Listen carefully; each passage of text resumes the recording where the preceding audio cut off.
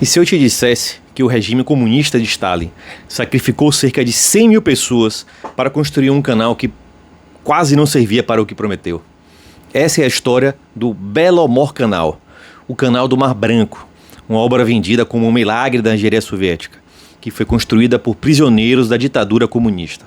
Feita num prazo impossível, inaugurado com muita pompa e depois foi transformado em símbolo da propaganda soviética e até em marca de cigarro na antiga União Soviética também.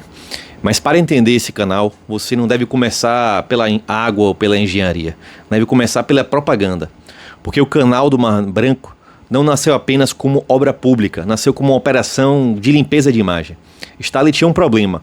O mundo começava a descobrir que por trás da vitrine soviética havia trabalho forçado, campos de prisioneiros e uma economia sustentada por trabalhos coercitivos. Então ele fez aquilo que os regimes totalitários e comunistas fazem muito bem. Não mudou a engrenagem do sistema, mudou a vitrine e como ele era visto por fora. O resultado foi uma das histórias mais brutais e simbólicas do socialismo real.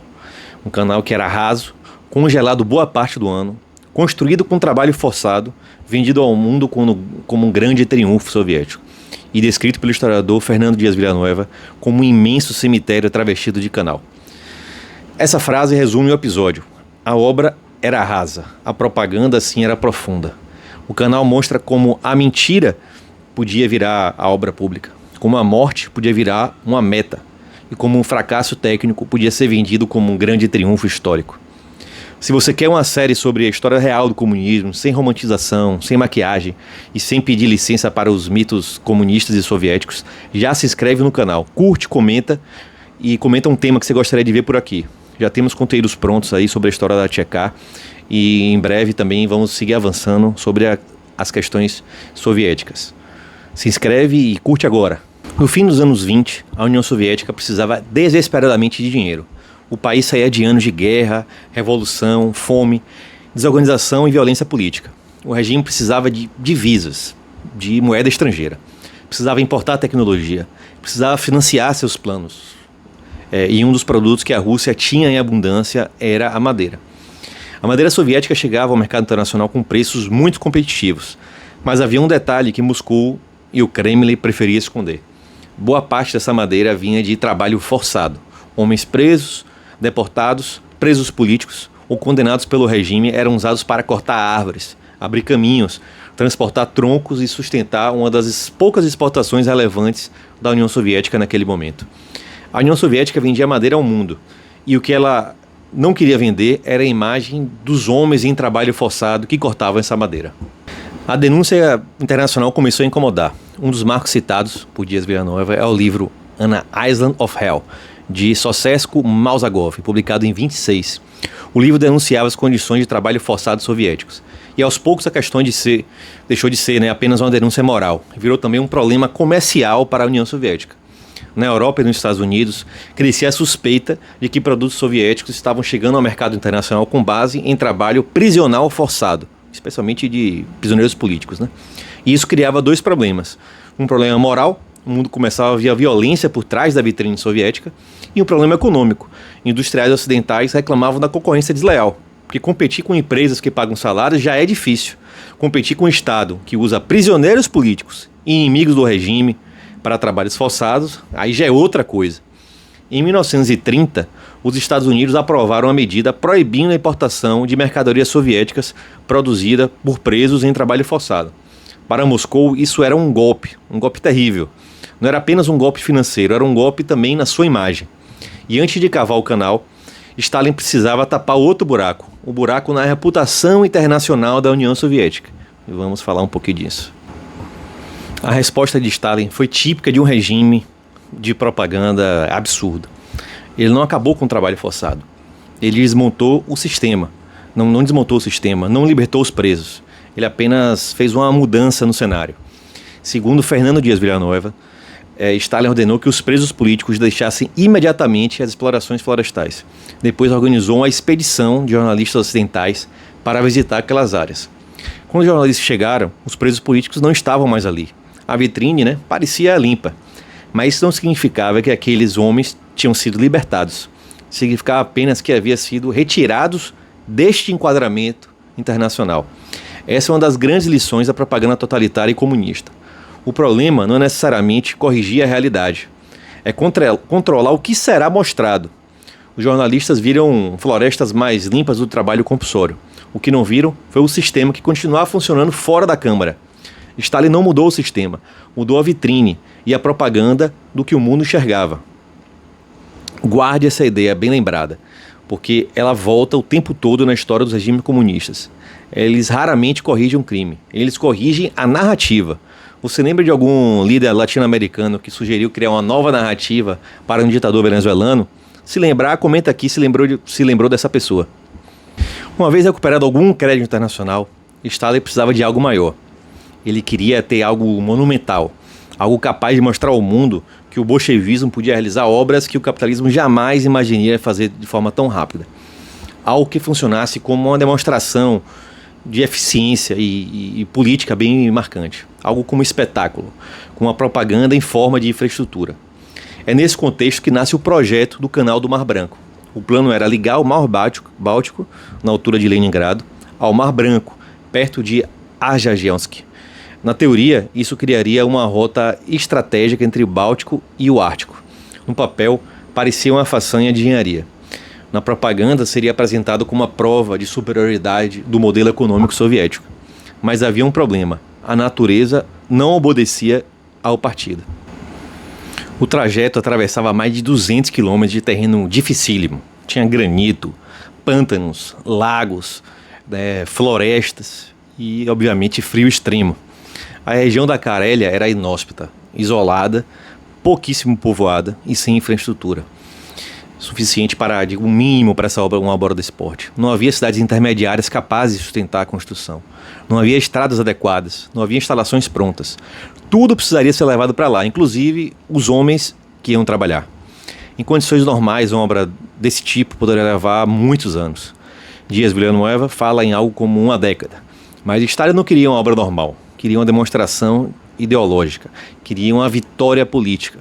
Queria mostrar ao mundo que o comunismo bolchevique podia dobrar a natureza, a geografia, o frio e o tempo. O partido podia decretar metas. Ele também podia decretar prazos, decretar slogans. Mas não podia decretar que o granito, o gelo e o pântano obedecessem às ordens do tirano Stalin. Então o regime resolveu o problema do jeito soviético. Se faltavam máquinas, se faltavam recursos, se não tinha infraestrutura, sobravam prisioneiros políticos. Cerca de 170 mil homens foram enviados à taiga da Carélia. Presos comuns, prisioneiros políticos, deportados, os chamados desterrados especiais. Gente transformada em matéria-prima do plano de engenharia soviético. Aqui é um detalhe essencial. Esses homens não chegaram a um canteiro de obras pronto. Eles chegaram ao nada. Antes de construir o canal, tiveram de construir as próprias condições mínimas para sobreviver e trabalhar. Ergueram barracões, abriram caminhos, prepararam os acessos, criaram a infraestrutura básica, mínima, do próprio inferno, onde seriam consumidos. Antes de abrir o canal, os prisioneiros tiveram que abrir o próprio inferno, onde eles trabalhariam e muitos morreriam. Se esse tipo de história você acha que precisa chegar a mais gente, já deixa seu like, se inscreve no canal e compartilha esses grupos, os grupos de WhatsApp e de Instagram, e ajude a furar a bolha. A propaganda soviética gostava de vender modernidade. Ela vendia que era o futuro, vendia que era a imagem de uma nova civilização industrial sendo construída do nada. Mas na taiga, a floresta fria do norte russo, esse futuro era construído com ferramentas rudimentares. Picareta, pá, carrinhos de madeira, serras ruins e sem afiar direito, trabalho manual exaustivo. O regime vendia ao mundo que era o futuro. Na taiga, construía esse futuro com ferramentas de miséria e baixa tecnologia. E tudo isso para cumprir uma decisão política. O canal deveria ficar pronto em tempo recorde. Mas o pior não era apenas onde eles trabalhavam. Era o prazo que o Stalin colocou sobre essa obra. Uma obra que poderia levar uma década recebeu um prazo absurdamente curto. Stalin anunciou que o canal do Mar Branco seria concluído em 21 meses. Não em 10 anos, não em 5, em 21 meses. Esse é o centro moral dessa história. Porque o prazo, em uma economia normal, pode gerar atraso, estouro de orçamento, problemas técnicos, improviso. Mas em um regime totalitário e comunista, o prazo político pode significar outra coisa. Pode significar fome, pode significar exaustão, pode significar morte, tratada como parte de um cronograma impiedoso dos soviéticos, né? O prazo não encurtou a obra, encurtou vidas humanas. Segundo Dias Villanueva, aproximadamente 100 mil trabalhadores morreram durante a construção do canal, mais da metade dos envolvidos. As causas citadas pelo autor incluem frio, fome, exaustão, acidentes, doenças, como por exemplo o escorbuto em 1932. Mas o ponto principal não é fazer um catálogo de sofrimento e miséria humana. O ponto principal é entender a lógica soviética. No sistema soviético, o ser humano era completamente descartável quando ele atrapalhava aquela meta. O prazo era político. A propaganda precisava da obra pronta. E se milhares morressem para cumprir a meta, o regime tratava isso como um custo administrativo da vitória. O canal não foi construído apesar das mortes. Foi concluído porque as mortes foram tratadas como parte do cronograma soviético. Se essa frase ficou na sua cabeça, comenta aqui embaixo. Prazo em vidas.